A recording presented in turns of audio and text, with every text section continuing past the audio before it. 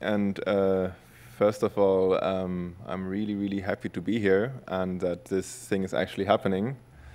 I'm dreaming from being here since quite a long time, and now, thanks to some really great people, they came up with this idea too and announced this residency. And yeah, since I know that I'm the one that they chose, I'm really happy. And I'm here now since 2 weeks, so I cannot really show you what I'm working on right now because it's still very young and hard to put in words now or to show images. So I'm going to try to give you an overview about the stuff that I did till now.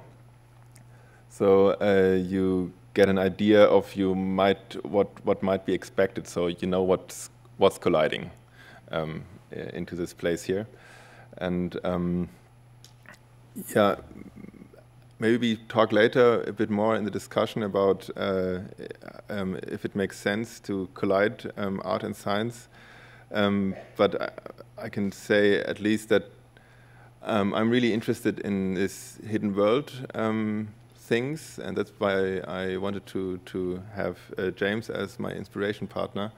And as an artist, I'm also trying to find things that might be hidden now or not so common and make this stuff accessible.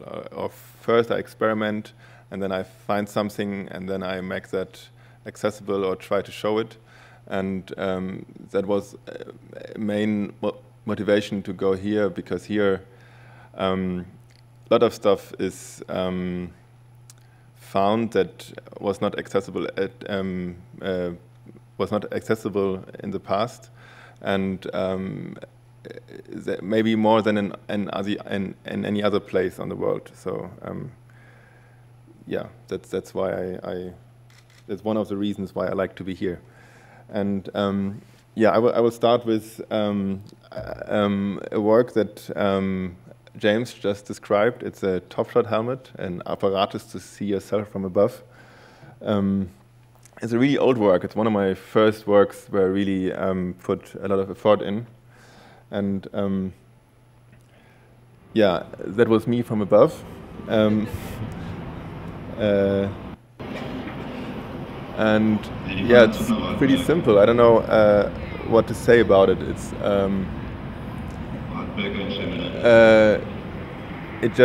you just see yourself from above, but you don't see anything else. So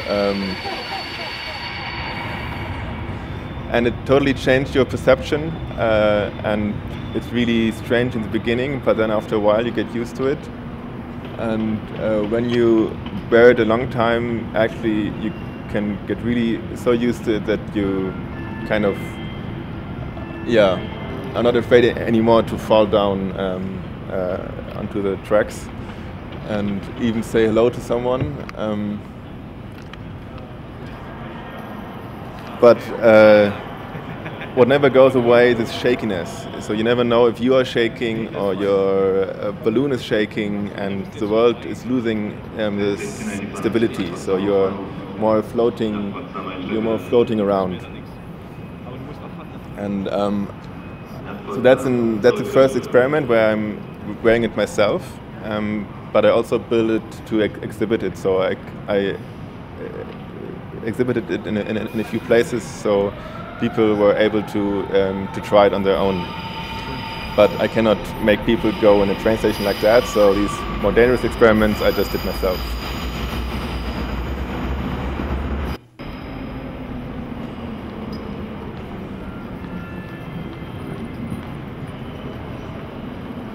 Yeah, and as you might notice, it's maybe about the relationship between me and what's out there. And that's, in quite a lot of my works, that's an important thing. Like, how do I get what I see out there together with myself, and what's the gate between the outside world and the inside world? And yeah.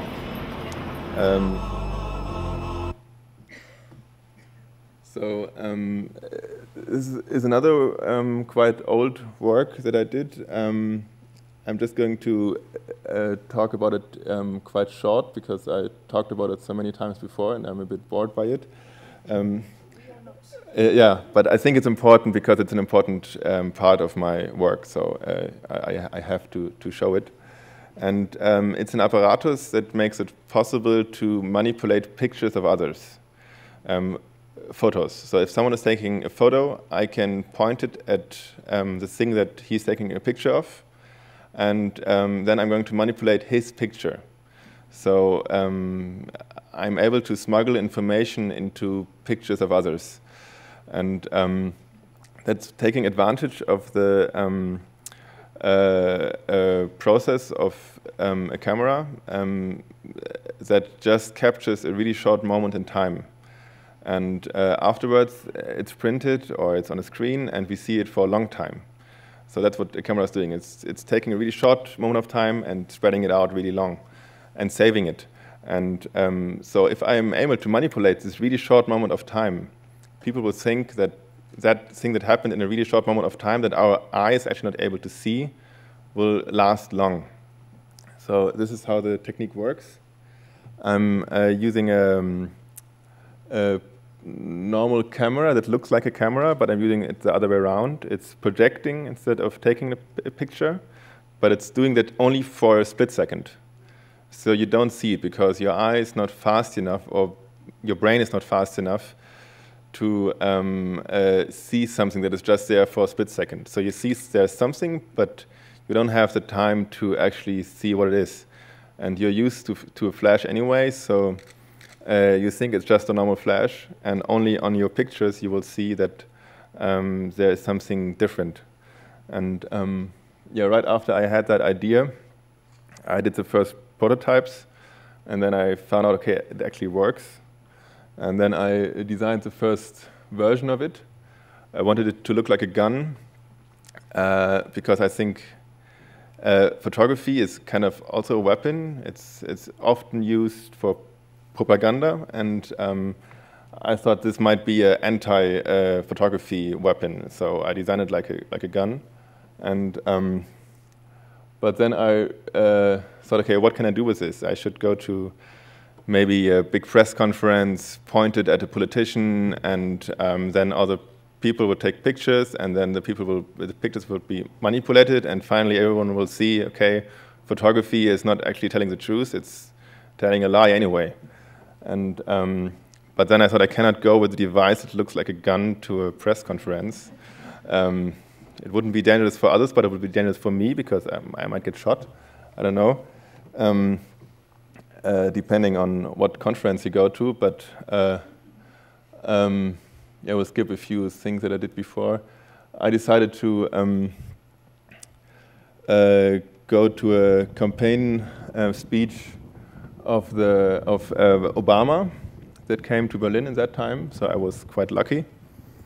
And so for that event, I redesigned it to make it look like a normal press camera. So the whole technique fits into normal equipment that you would normally also use. So I can smuggle it. I can smuggle it through any kind of security control, not any kind, but. Bitte heißen Sie Senator Barack Obama aus den Vereinigten Staaten von Amerika. Actually, that's the security control. They made me take a picture with the camera to check if it's really a camera, not a gun. They make that with all equipment. And I was lucky that I kept that functionality, so it still looked like it takes a picture, so I could make a click, and then they were happy. So I think that's happening right now. Differences between America and Europe. No doubt there will be differences in the future. But the burdens of global citizenship continue to bind us together. A change of leadership in Washington. Yeah, I will skip it a bit. With resolve in our heart, let us remember this history and answer our destiny and remake the world once again. Thank you, Berlin. God bless you. Thank you. Thank you. I guess not all of you see the change. yeah, that's again the photo that I took by myself. So yeah, it's just a minimal change, but I think it tells a lot.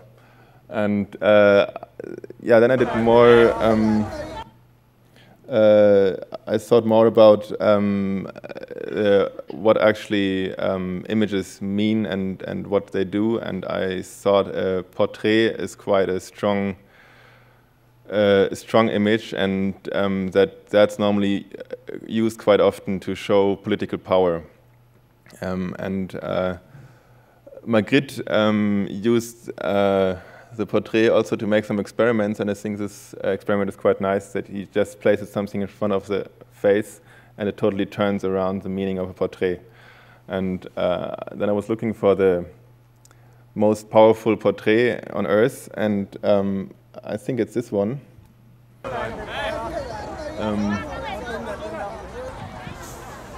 So I went to China with two assistants, or two friends, and we dressed up like tourists, and followed by two agents that looked on everything that we did. But luckily, the equipment was is looking like normal equipment and not like something dangerous.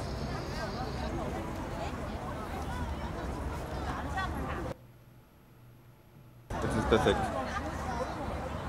That was the first test that we did.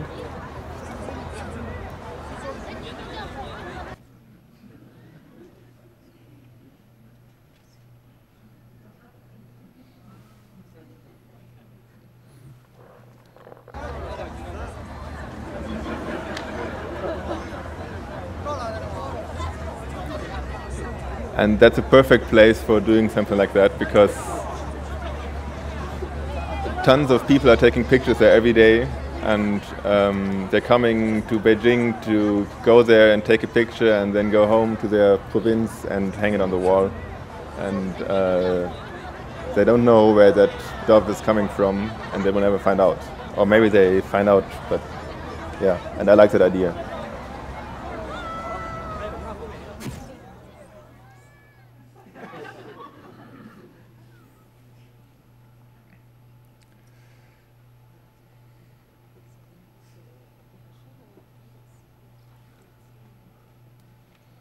Yeah, then I did a couple of more things, but I'm going to skip them now because I want to talk more about others. This is the mayor of Berlin. And then I also got used to act like a press photographer. That was kind of fun because you're actually attacking your colleagues, and they think you are a colleague, but you're actually not. You're actually manipulating their images. And yeah, this is a good example. Here, that's me.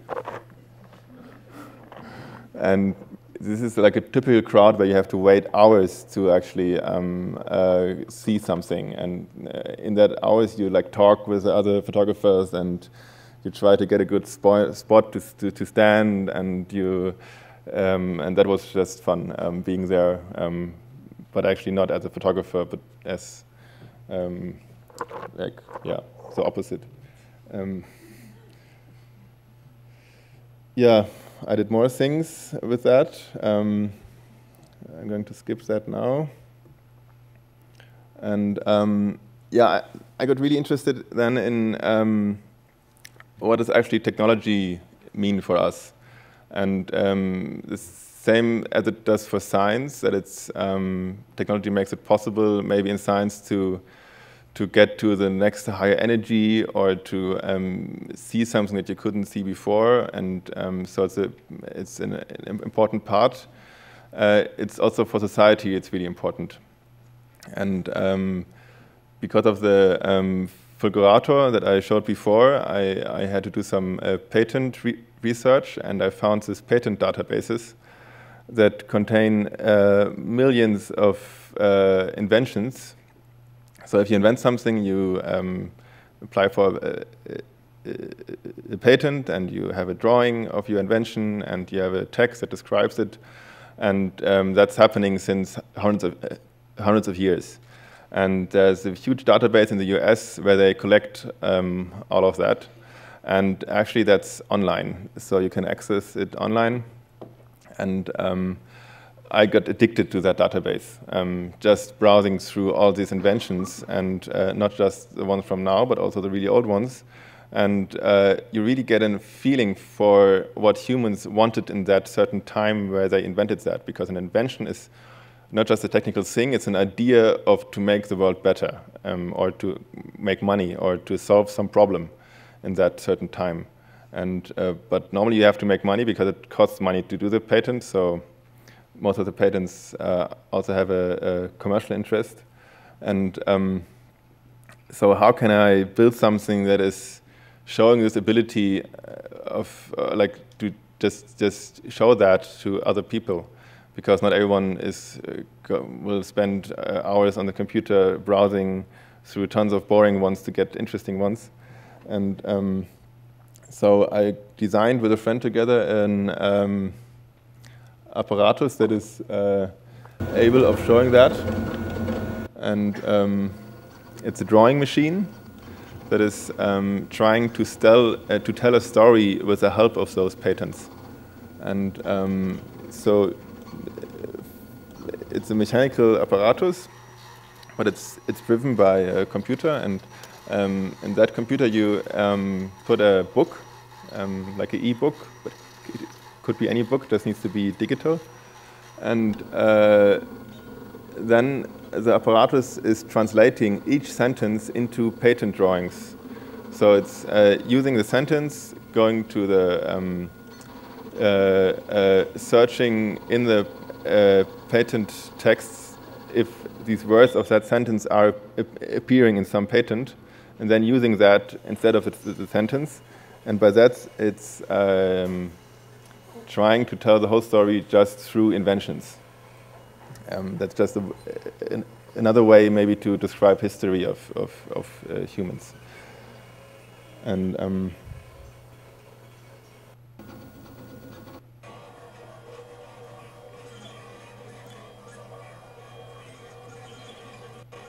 that's a Buckminster Fuller dome. I don't know if that patent is actually by Buckminster Fuller, but there are quite a lot around, and like once a week it's drawing a Buckminster Fuller patent.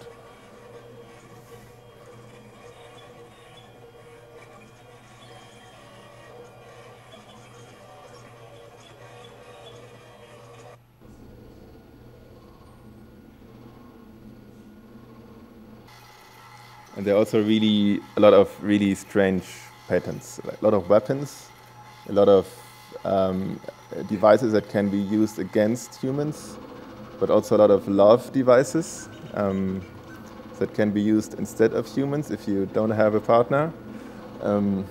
Really crazy stuff. You find everything there.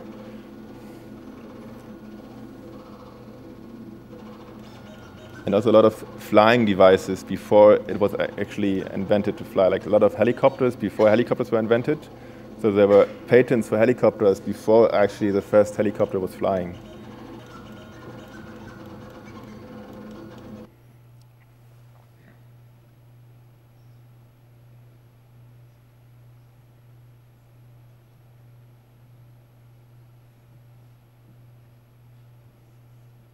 Yeah, that's, for example, one of these love-making devices, and they appear from themselves. Like you don't, it's drawing these strange stuff without, so you don't need to do something. And in every story, something is happening that will end up in strange inventions.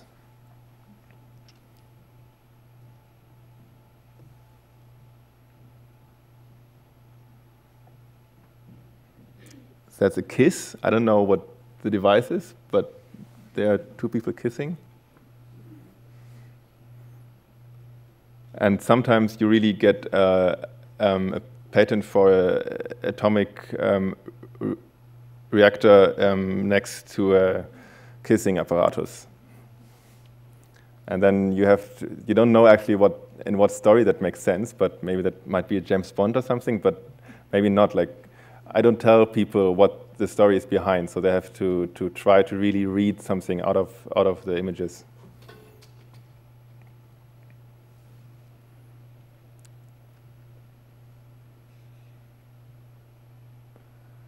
Yeah, and then I did some other technical works in between, like more about technology, but then I got more and more interested in the more elementary things behind that, and for example, the forces and gravity, and so the more simple things. And this is one example for work that I did that is more about the non-technical work, the non-technical world.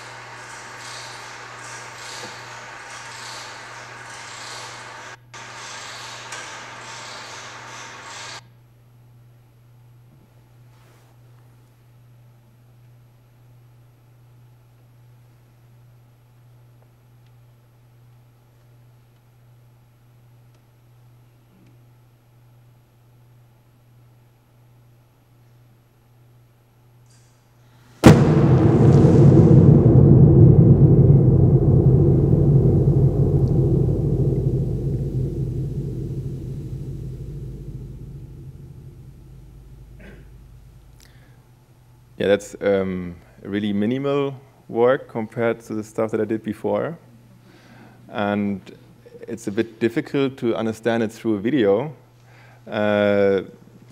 because one part of the work was a shock wave that was going through the ground. So even though you were not in the room already and looking at some other part of the exhibition, you were already feeling sometimes a micro-earthquake. And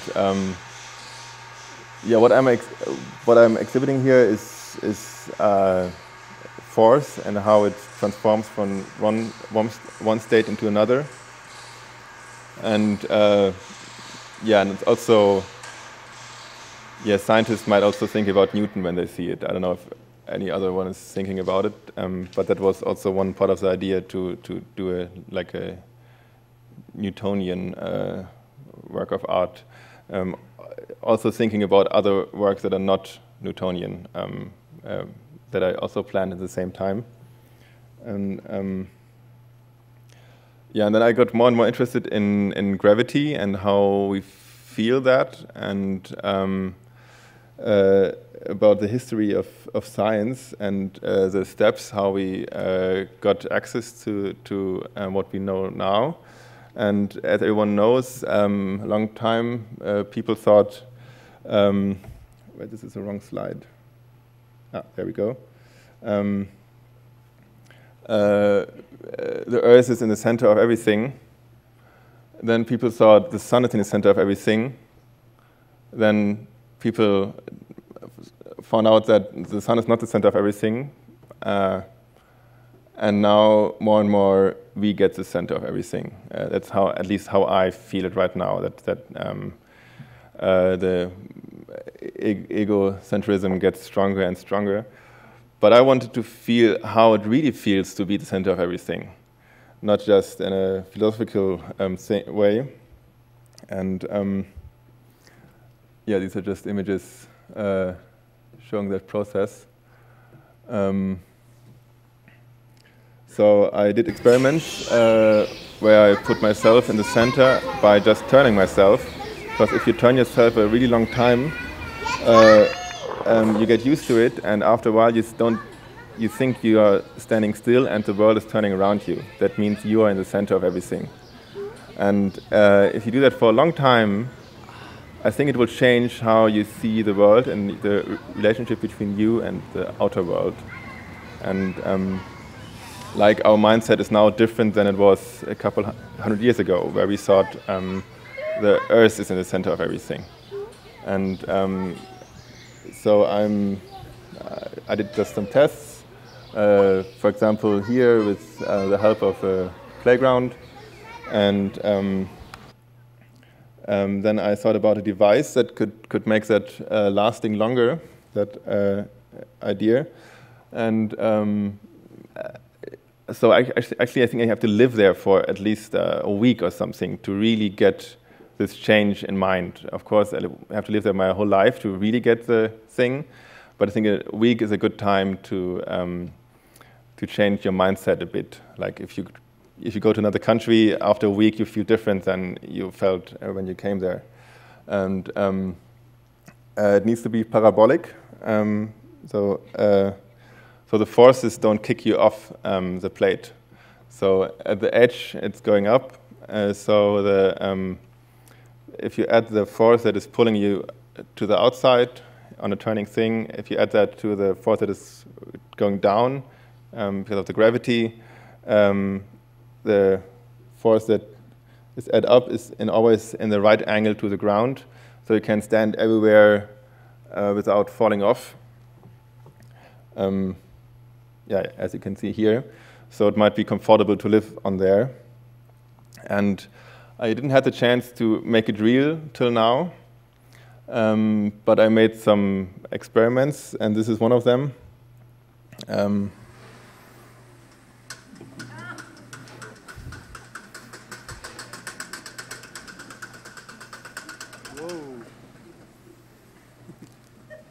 Yeah, as an artist, I work with different things. Like I use stuff that is easy accessible for me.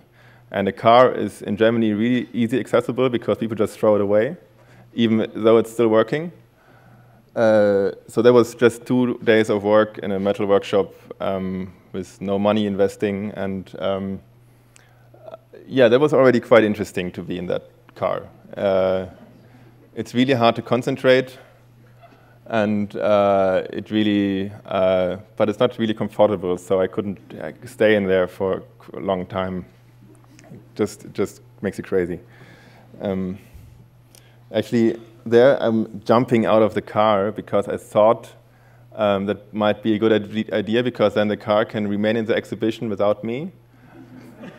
But I was quite stupid because I was in this turning mood and I was not used to it till then. Oh, this is now going too fast. So I jumped out of the wrong side, and the back of the car was faster than I was, and I got hit, and I broke my hand. But it was worth it. Yeah, this whole turning thing made me crazy, and also this thoughts about what is space and the relationship between me and space, and then I also started to read. Actually, I was reading there already for quite some time about other dimensions that also might be important in the research here. And it's not so easy to think about more than 3 spatial dimensions. And there are some tricks how you can imagine it, but you will never be able to really see it. And this is a ridiculous try to exhibit the 4th dimension.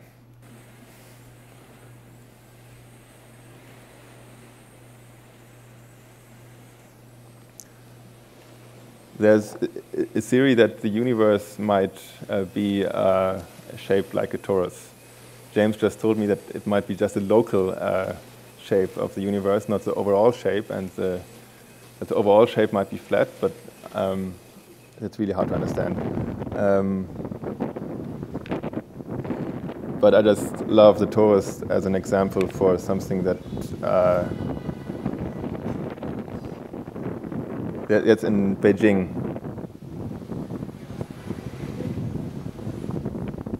So normally if people see that, they don't think about the universe and the 4th dimension. They think about other nasty things. But sometimes they really get hypnotized by it, and that's also what I want. Like this endless loop that you get in by trying to think about more dimensions than your brain is made for.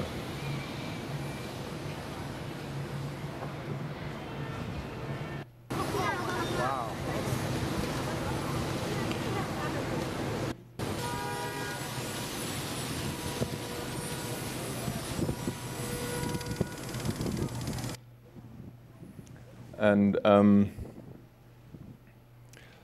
yeah, then again, the relationship between me and nature, and sometimes I'm a bit angry about the nature.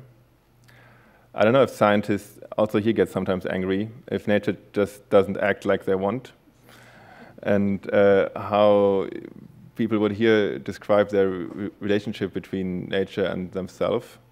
And I think it's a personal thing that is different for everyone, but it's also a thing that changes over time. The whole mindset of a society and changes for that thing especially. And I think at the moment we are also at a special point where we have this ecocentrism, as Ariane said before the talk. That is also a strange change, because I think it's not really honest. And yeah, just going to show a few scenes of this.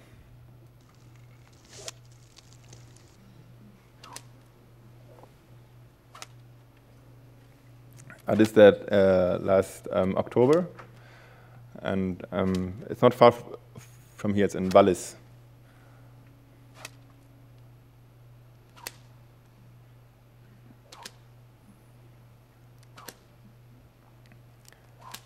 As you see, I'm trying to punish nature. And you can see my broken hand.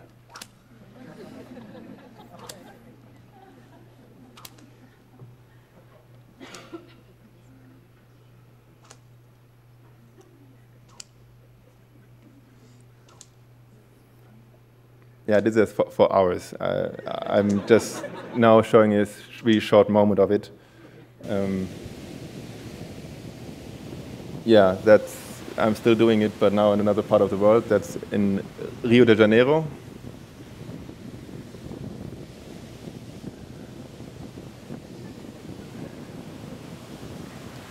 Yeah, I did that quite excessively. It's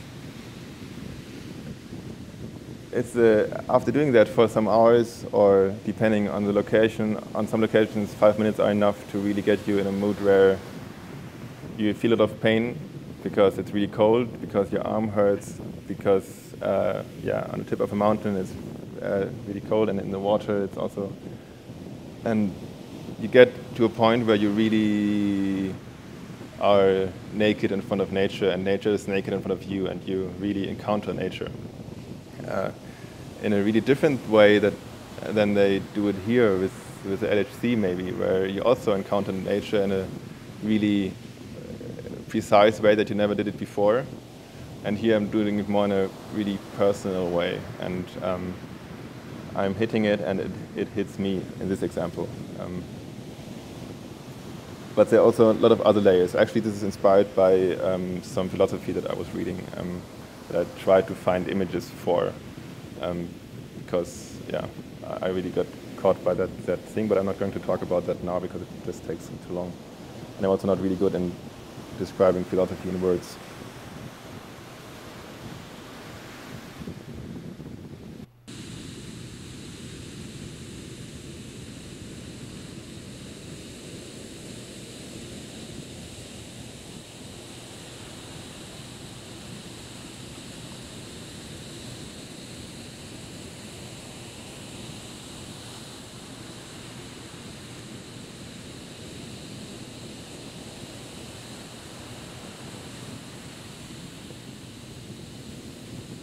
Somewhere there's a scene where I almost drowned, but I don't know where it is.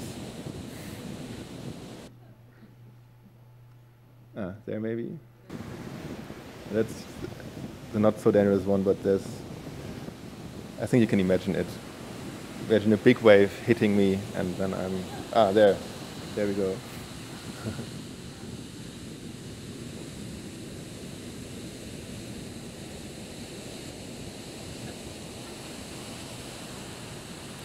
Yeah, for me it was amazing doing that, and I got a bit addicted to it.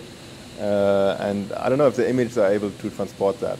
And that's what you do as an artist often. Like, you have something that drives you really crazy, that you really want to express, and you try to find a way to show that to the audience.